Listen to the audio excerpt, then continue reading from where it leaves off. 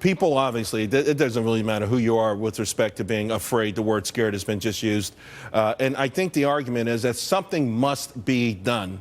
And whatever you want to say about Donald Trump's proposal, the people who do have the power now aren't getting the job done. Charles, Donald Trump clearly understands that we are at war. And unfortunately, when you're at war, you have to take extraordinary measures. He's an intelligent guy. He's talked to a lot of military people, a lot of law enforcement people.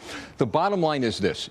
As a commander-in-chief, this is what the president should be saying and doing, by the way. As a commander-in-chief, he's taken the bull by the horns, and he's saying, I'm going to protect the American people. And let's not forget the fact there are a lot of Muslim Americans who are part of this country, and he includes them as protecting the American people. But what has been unfair to him in the last 24 hours, Steve? Anti-Trump's well, first of all, whether Paul Ryan likes it or not, I believe, as many Americans believe, that Donald Trump is going to become the next president of the United States, whether it's by the Republican nomination or by a third party. But Charles said a word that's very telling. And the word, Charles, you said that the establishment wanted to dislodge him, not the people. Wants to. Yeah. The Republican Party is at a civil war with itself. It's the regular guy in the street, the hardworking American Republican versus that career political atmosphere that's got to go. I want you to hold 1 second because we got breaking news coming in just right now. Donald Trump to visit majority Muslim Kingdom of Jordan. This is at the end of the month. Donald Trump also just now sitting down with Barbara Walters for ABC World News. Take a listen to this. Are you a bigot? Not at all. Probably the least of anybody you've ever met. Because? Because I'm not. I'm a person that has common sense. I'm a smart person. I know how to run things. I know how to make America great again. This is about making America great again.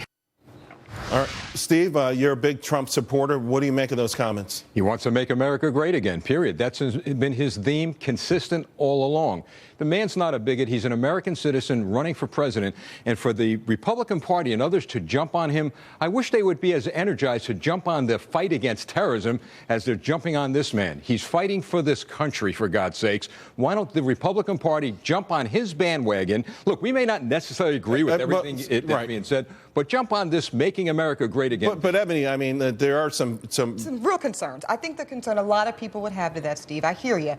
What America are we talking about? Making America great again, but who's included in that vision for America is what a lot of people question from Trump's perspective. Yeah, and I believe that Muslim Americans, and I believe he believes this, are included in this. He's talking about making America great again. Not Christian America, not this America, making America. And part of America is the Muslim community. It is interesting, though, that the question was raised